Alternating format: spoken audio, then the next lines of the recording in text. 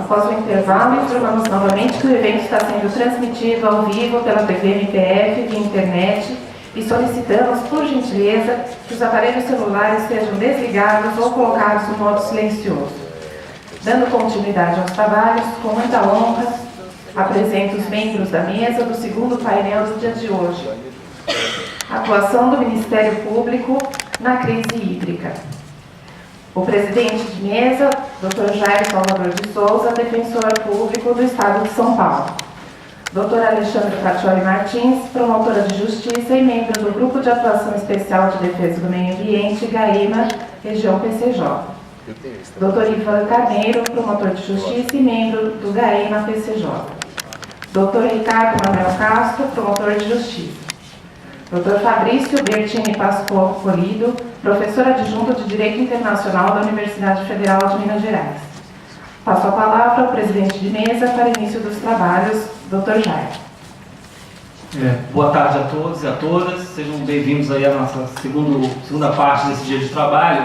E o objetivo desse painel, sem maiores delongas, até porque nós já estamos atrasados no nosso horário, é expor a atuação do Ministério Público e por consequência, dos atores do sistema de justiça, a partir da exposição de um caso concreto, na questão da crise hídrica, né? Sem maiores prolongamentos, eu vou passar a palavra então para o Dr. Ivan Carneiro, que vai iniciar a apresentação do tema.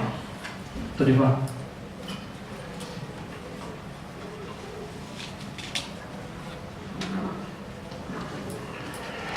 Boa tarde, doutor Jairo, doutora Thalita, doutora Sandra, público presente, senhoras e senhores.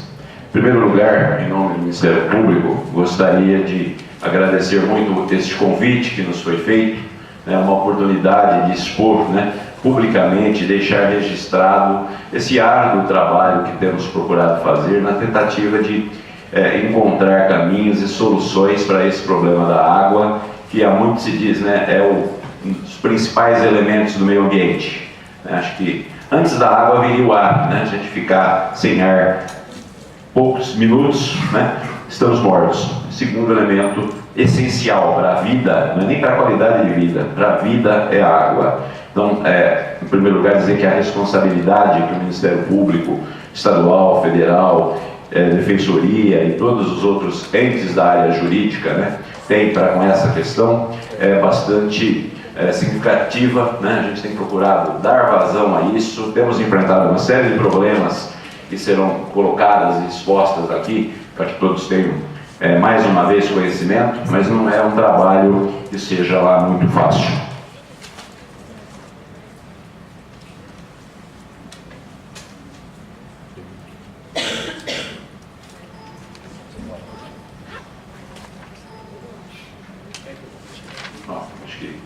Então, primeira questão que muito se fala, na segurança hídrica. O que é essa segurança hídrica? É garantir um adequado acesso, mas para quê? Em primeiro lugar, para a vida, para a saúde pública e para a saúde ambiental, ou seja, para se cuidar do ecossistema. Aliás, como diz a própria lei, a prioridade é o uso para abastecimento público e dessedentação dos animais. Não se pode perder isso de vista, E também essa segurança hídrica teria a conotação também da questão do combate aos desastres, Não vou perder muito tempo nessa questão relativa a conceitos, mas é importante dizer, esse conceito de segurança hídrica e lembrar, aqui já foi dito bastante, eu vou pular, mas a situação, do acesso ao recurso hídrico em nível mundial, Mas não poderia deixar de falar da questão da mudança climática, que é algo que os gestores têm, de uma maneira geral, relativizado essa questão, A incidência de eventos extremos, sejam de seca, sejam de cheias, aleatoriamente e cada vez com mais intensidade. Então nós temos que construir um sistema resiliente a isso tudo, e não é de hoje que se anuncia isso, no mínimo desde a última outorga em 2004. Já se falava na necessidade de diminuir a dependência do sistema Cantareira da região metropolitana em relação ao sistema Cantareira, de buscar outras fontes de água, de se fazer reflorestamento, enfim, se compensar os danos ambientais, mas essencialmente buscar outras fontes de água, coisa que não se fez a tempo, né? Só a partir de 2009 se começou a pensar mais seriamente nisso, com a contratação do projeto da macrometrópole paulista. Então, qual é a situação atual? E não somos nós juristas que estamos dizendo, né? É o professor José Galizia Tundizi, renomado professor no nível internacional de São Carlos, hoje presidente do Instituto Internacional de Ecologia, e que coordenou nos dias 20 e 21 de novembro, né, um evento onde se reuniu os melhores cientistas do país para tratar justamente dessa questão da crise hídrica na região sudeste, centro-oeste, no âmbito da Academia Brasileira de Ciências. Tá? E ele, resumidamente, né, disse nesse evento, né, o que nós encaramos hoje, que é o uso insustentável da água, né, usos competitivos, não só para efeito da utilização do recurso hídrico para abastecimento, para dessedentação, né, mas para produção energética, para questões relacionadas, né, a turismo, a navegabilidade, navegação, industrial, enfim, uma série de usos, né, inclusive paisagísticos. E essa degradação da qualidade de água, ela não vem de hoje, né? Ela já vem de algum tempo, justamente pela não realização do saneamento básico, como se deve à efetivação do tratamento do saneamento, e como foi dito hoje de manhã aqui pelo Dr. Vanderlei, também por uma questão de um comportamento inadequado por parte da sociedade, né, em não poluir os nossos rios. Então é uma série de ações conjuntas que o Ministério Público vem buscando já ao longo do tempo, né? O aumento da vulnerabilidade dessas populações, com a dificuldade de acesso e com a falta de qualidade. Então, é o diagnóstico que é feito. E aí, como somos juristas, não dá para deixar de dizer, né, que a Lei de Política Nacional do Meio Ambiente e a Lei Paulista, que veio antes da Lei Nacional, já sempre trazendo esse conceito de uma gestão integrada e articulada entre os diversos atores, inclusive a sociedade civil, mas pensando numa gestão que inclua não só a quantidade, como os órgãos governamentais vinham priorizando até então, mas a qualidade, né? Qualidade para a saúde humana, qualidade para a manutenção, preservação do ecossistema.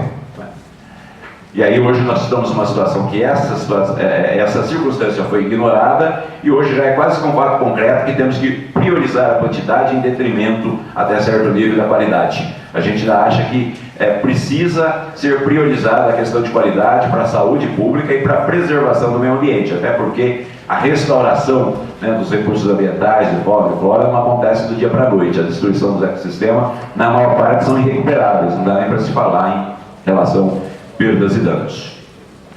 Aí, essa integração, então, de recursos hídricos com a gestão ambiental é algo solenemente ignorado na administração pública, né? DAE cuida de quantidade, CETESB cuida da qualidade. Só que no passado recente, essa questão está sendo superada. Tomara que não seja tarde demais, porque sempre se tratou essa questão do licenciamento ambiental e da outorga de maneira autônoma.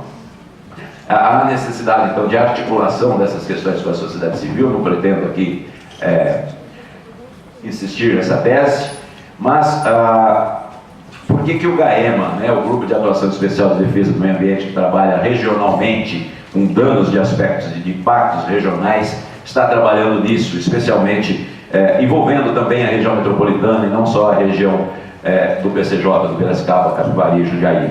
Porque o dano, questão ambiental, é regional e os impactos na nossa região têm sido muito mais intensos, como já foi lembrado aqui na mesa de manhã. Afinal de contas, a água é transposta da bacia do PCJ, né, para a região metropolitana de São Paulo, e numa dessas, né, numa vazão baixa liberada do sistema Cantareira, em fevereiro, houve uma mortandade de 20 toneladas de peixe. No slide anterior é o rio Piracicaba seco, aqui, né, são as fotos da mortandade de peixe. Essa foto ficou famosa, né, na época saiu em todos os jornais, cuja solução vai depender de uma articulação entre os comitês de bacia, do AltoGT, do PCJ, da Agência Nacional, do DAE, da CETESB, do Centro de Vigilância Sanitária Estadual e da sociedade civil, né, dos Ministérios Públicos, da Defensoria, do Judiciário. Cada um precisa dar a sua contribuição, como já foi muito dito nesse seminário desde ontem. E o papel que vai caber nessa exposição é justamente de dizer das ações do Ministério Público em nível extrajudicial. O doutor Alexandre, que falará depois de mim, vai falar da ação civil pública proposta, dos encaminhamentos, dos preparativos dos encaminhamentos e dos cenários futuros. A mim coube a tarefa de dizer da atuação do Ministério Público extrajudicialmente, pré e pós ação civil pública, e depois o doutor Ricardo, né, vai falar das ações do Ministério Público no Alto Tietê. Bom, então a gente tem procurado garantir, em primeiro lugar, esse controle social, o acesso a informações que tem ficado muito restringido, né, por parte especialmente da Sabesp. É uma caixa preta, as informações não estão disponíveis, no começo elas não nos eram fornecidas, agora a gente até tem recebido, mas tem lutado para que isso fique no site, publicado, para controle de todos, né? E temos também brigado nisso em relação à questão dos comitês de bacias hidrográficas, para que todos os levantamentos de qualidade e quantidade de água na bacia do PCJ sejam disponibilizados e permitidos a todos os atores, empreendedores, usuários, público em geral, a possibilidade, inclusive, de simular investimentos, simular dentro do seu empreendimento desejado se vai haver água, quais os riscos do negócio, inclusive, como forma de planejamento. Então, todos precisam saber da disponibilidade hídrica para a demanda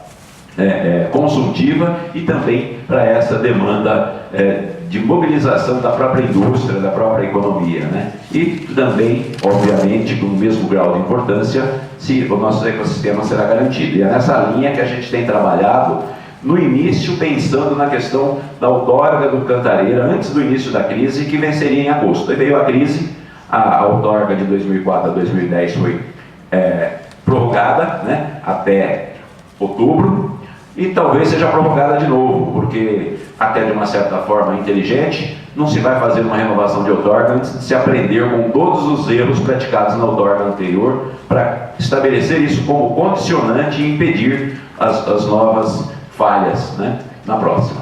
Então, os objetivos em relação a essa nossa atuação, né, vai disponibilizar as informações todas, né, que se haja um monitoramento pluviométrico e pluviométrico online, um banco de dados centralizados. Hoje a gente tem muitos bancos de dados na ANA, no DAE, na Sabesp, em outras entidades, e é uma dificuldade muito grande em se unificar isso. E nos instrumentos de gestão, né, trabalhar, que era o plano inicial quando instauramos o inquérito em 2013, as condicionantes não cumpridas da outorga anterior para que fossem cumpridas e as novas condicionantes para ganharmos segurança hídrica nas próximas, tá?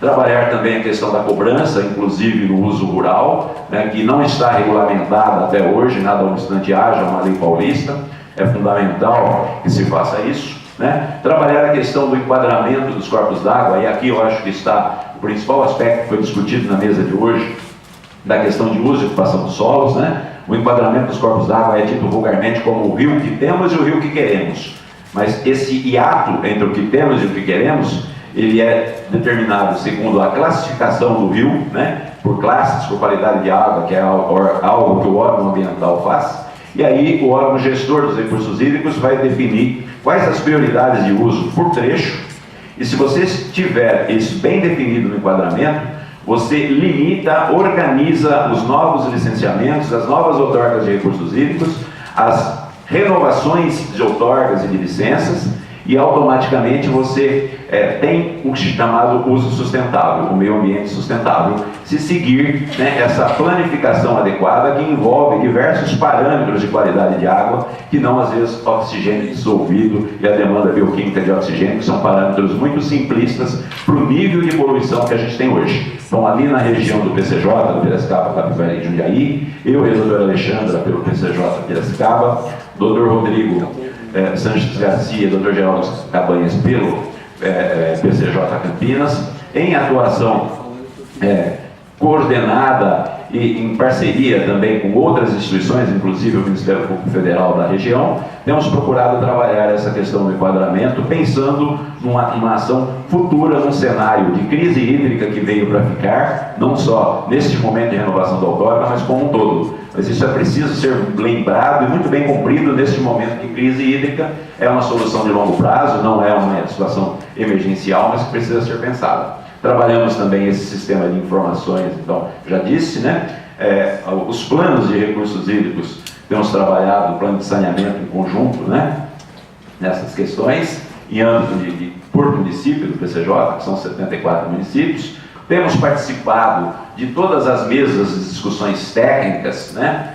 E também de discussões acadêmicas, só em reuniões relacionadas desde quando começou, antes da crise de 2013, para a renovação da outorga, e depois durante o período de crise, entre as atuações do Ministério Público Estadual em nível de Garema PCJ Piracicaba e Garema PCJ Campinas, fizemos 122 reuniões, né?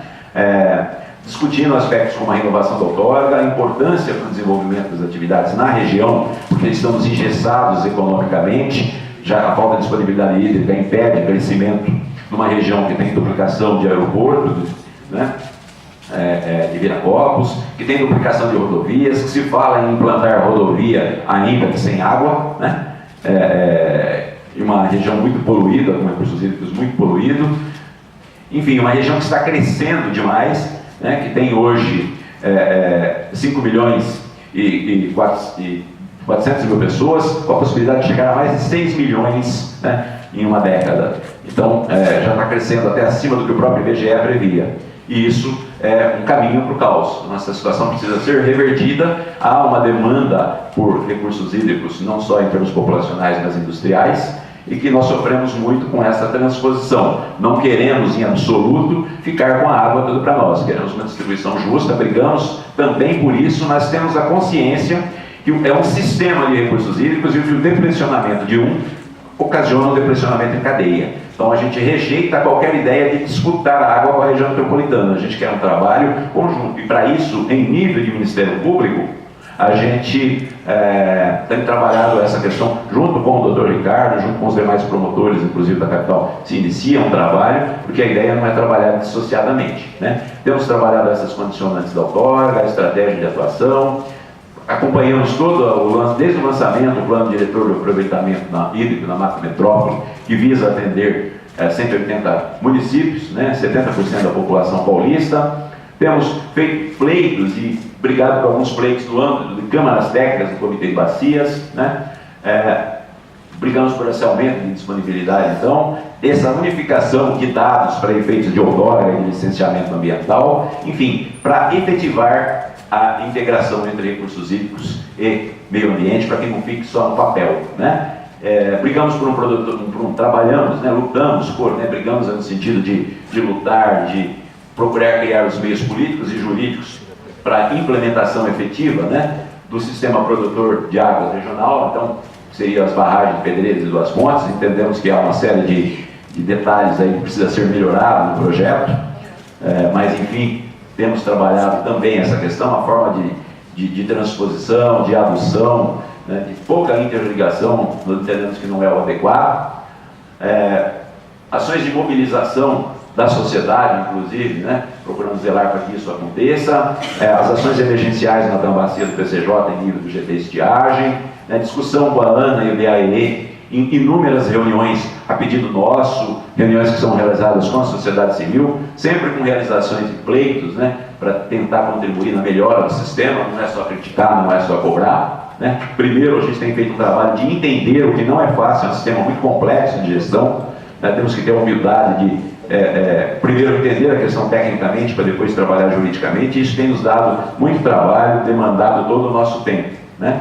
Fizemos reuniões com o CETESB e Centro de Vigilância Sanitária, e foi intensificado o controle da qualidade da água, tanto por parte da CETESB como da Vigilância a partir de maio, né? Então todos os monitoramentos foram melhorados, né? Temos feito trabalhos com a universidade também de divulgação de semanas jurídicas de universidades, inclusive de cursos técnicos também, né, em nível de graduação. Temos participado para mostrar a importância dessa gestão dos recursos hídricos, né?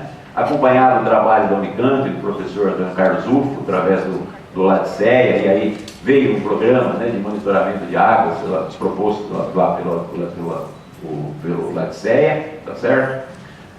Que visa subsidiar a renovação da outorga, que não pode ser ignorado, né? E internamente algumas reuniões estratégicas até para trabalhar a divisão de atribuições, né? Esse simpósio de recursos hídricos na região Nordeste foi muito proveitoso. Saiu uma carta, né, da Academia Brasileira de Ciências sobre a gestão do sistema Cantareira. Quem não conhece, recomendo que o veja, né? É uma reunião de posicionamentos científicos, bastante interessante de como trabalhar tecnicamente e não politicamente essa crise de recursos hídricos.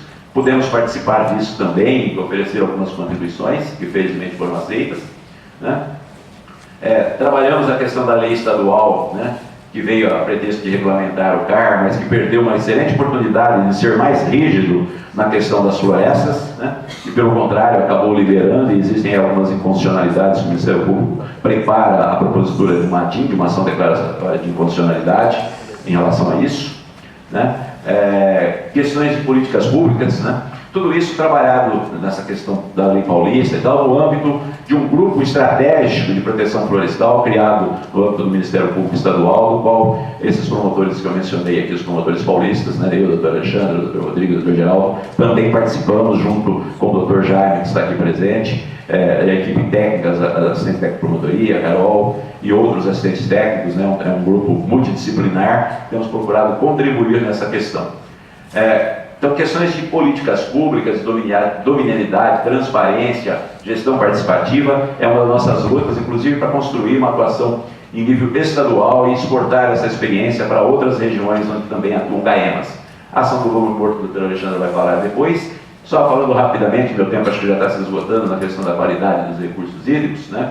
Recentemente tivemos informações da CETESB em relação ao sistema Cantareira, faz monitoramento de 10 pontos e que foi intensificado a partir daquela reunião de maio, né, para passar a fazer monitoramento mensal com transmissão de dados para todos os órgãos gestores, para a CETESB, para o Ministério Público, né, para nós, e a gente tem acompanhado, aqui estão os órgãos que recebem essas informações, né, e de uma maneira geral, houve aí, eu vou passar nessa pouco tempo, um pouco de floração, de cianobactérias, etc., mas que está sendo monitorado e no momento ainda não é problema. Tivemos algumas cidades, Americana, Atibaia, Valinhos e outras, Hortolândia, Sumaré, tiveram problemas, tá?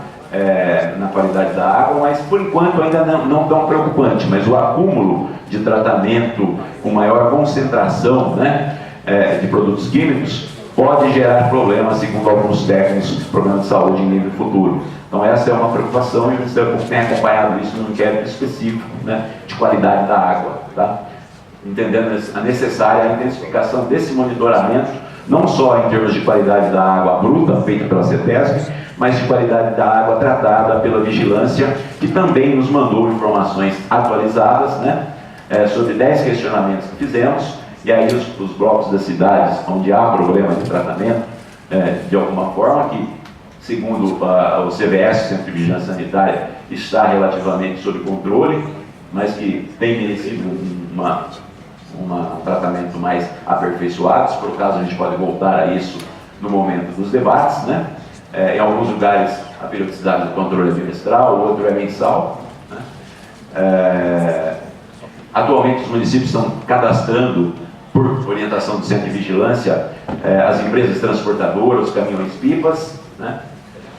E aí eles ressaltam que essa intensificação do monitoramento da qualidade da água, né, no Centro de Vigilância ressalta, foi justamente a partir daquela nossa cobrança efetuada lá em maio, uma reunião conjunta entre MPE, a Vigilância Sanitária Estadual e a CETESB. E aí temos aí outras ações também de alteração de qualidade de água, a gente procura trabalhar esses diálogos regionais, né? Inclusive no âmbito do ProÁgua. De outubro a dezembro de 2014 foi intensificado, né, esse tratamento e esse monitoramento por parte da CETESB, do Centro de Vigilância. Isso será em breve encaminhado um resultado mais aprofundado. O tempo é curto, eu não vou me estender mais, tem que estar esgotado, né? E só para concluir, eu deixo esse seguinte questionamento, né? Com o agravamento da crise hídrica, né? A redução do volume de água, ainda que a redução da pressão tenha sido diminuída, né, que esteja acontecendo um rodízio informal, né, as vazões afluentes, como a doutora Alexandra colocará, estão num nível histórico superior a fevereiro, mas na média de 30% a 50% inferior aos últimos 84 anos, né, isso vai ser dito com mais detalhes adiante. Os períodos chuvosos, né, não se invertem, o ciclo hidrológico não se inverte de uma hora para outra, e nós temos uma gestão que não está fazendo reservação de água, né? O agravamento disso vai gerar piora de qualidade da água bruta, necessidade de um tratamento mais rigoroso e a falta de água. E ainda temos a questão da natureza, a questão do meio ambiente, né? A flora, o ecossistema como um todo, a vida aquática. Onde vamos chegar?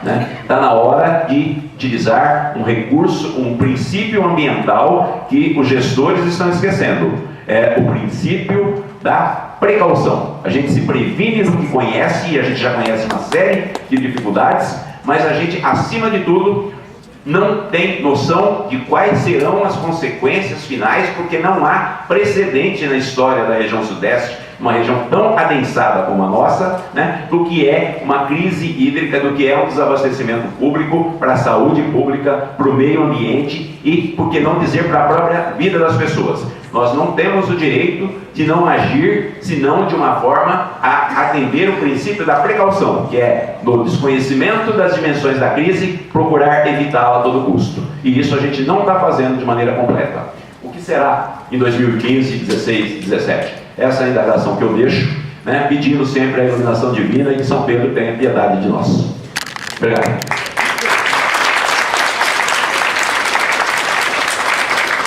Obrigado.